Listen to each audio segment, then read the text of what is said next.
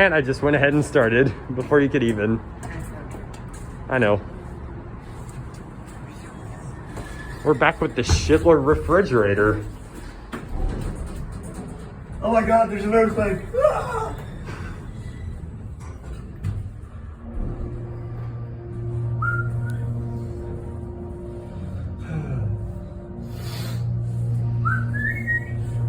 What the?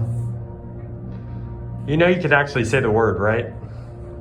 Oh, fuck it. Dude, I cuss a lot. You do better. If my parents see this, ain't gonna be good. I guess it wouldn't be a bright idea to have that burned out. Shut up.